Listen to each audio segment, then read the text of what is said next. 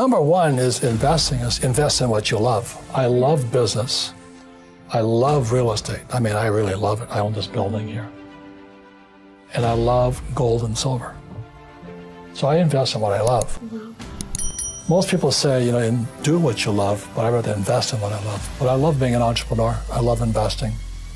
It's like Shark Tank to me. I'm always looking at new businesses, new deals. It's just a game like this. When you look at the financial statement, that's like a scorecard. It's like your golf scorecard is your financial statement. But as you know, our schools teach us nothing about financial statements. They have one thing in common. They keep going. They don't just take one answer. So a real entrepreneur, it really makes no difference which country you're in. I have a friend, he's multi-family rich guy from France. And, France is as communistic as it gets. He started buying vineyards in Napa and Sonoma. So he went back to the French government and says, it's his wine. He says, I want to ship my wine in bulk to California. And the government says, you can't do that. He says, okay, I can't ship it in barrels. The guy goes, yeah. He says, okay, I'll ship it in bottles. His wine with his California wine and all this. And so he went back to the French government and said, here, try this. See if it's not better. And so now they're all confused because he didn't break any rules. So I'll say it again. Entrepreneur is a mindset first, a skill set, and rules. So a real entrepreneur, it really makes no difference which country you're in. The average person is so afraid of those losses, they never get ahead. Because at school they teach you if you make a mistake or if you fail, you're a failure. I don't cheat on my wife. I don't cheat on my customers. I don't cheat people. I don't cut corners. If I can't do something, I'll tell you up front. If I screw up, I'll tell you.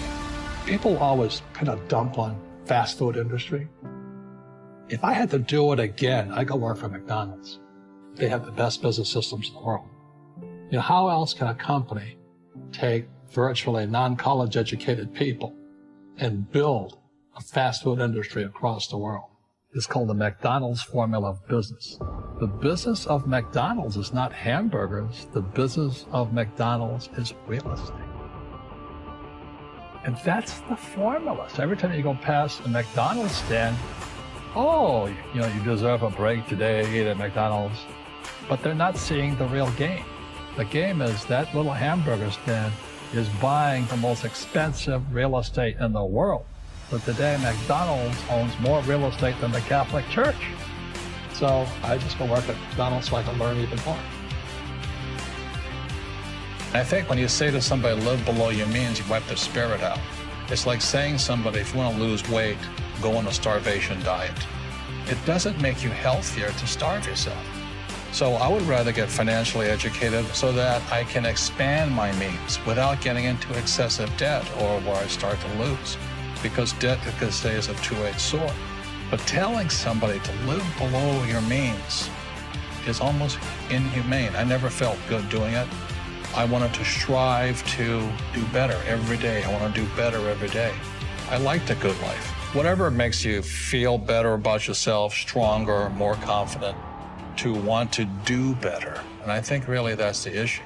When we're at the stage of our lives right now, to ask for more is not really it. But to do better, to feel better about ourselves is still important. It is very important. So all I focus on is putting the best team together. That's like the LeBron James. I don't want to be the smartest guy in my team, but I want to have the best team. And that's why I win most of my games. That's why, most guys, most major league athletes are broke within 6 years or something. They lose everything. Sure, or a lottery winner. Yeah, because money never makes you rich. And so the thing is to invest in your life experiences, your mentors. So the story of Rich Dad, Poor Dad is choosing between two different teachers. Mm. If I followed my poor dad, I'd probably be a government employee in Hawaii, or a tenured teacher. Yeah. So it's a hard choice. You got to choose your teachers wisely. My poor dad, my PhD father, he always said to me, he says, I'd be a rich man if I didn't have you kids. And I said, well, Dad, it's not my fault you had kids. I just can't afford it because I have kids. And the more he said that, the angrier I got. So when I met my rich dad at age 9, he says, well, that's why your old man's poor, because he's lazy. He thinks his PhD is going to carry him. He says, everybody can say, I don't have money, I can't afford it. He says, that's why he's poor. He's lazy. But my father kept going back to school, Stanford, University of Chicago, Northwestern. He never learned any of this stuff. They still don't know it, because most teachers want a paycheck, pension, and tenure. They want job security. So the mindset is different. Most of the projects I've started, I've never had any money. I like not having money because it forces me to think. I get creative. I have to educate myself. I have to talk to rich guys. Hey, how'd you do this? How'd you do that? How'd you do that?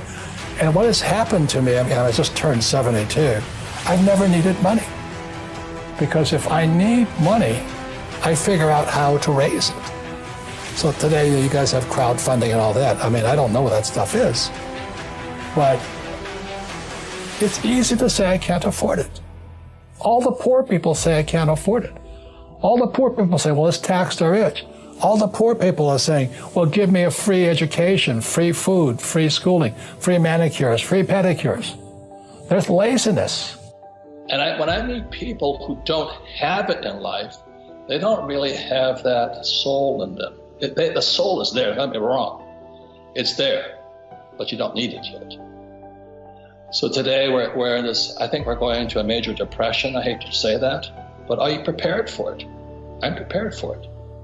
I wrote a book called Rich Dad's Prophecy, and I said the biggest stock market in history was coming in 2016. So the biggest crash in world history came in March 2020.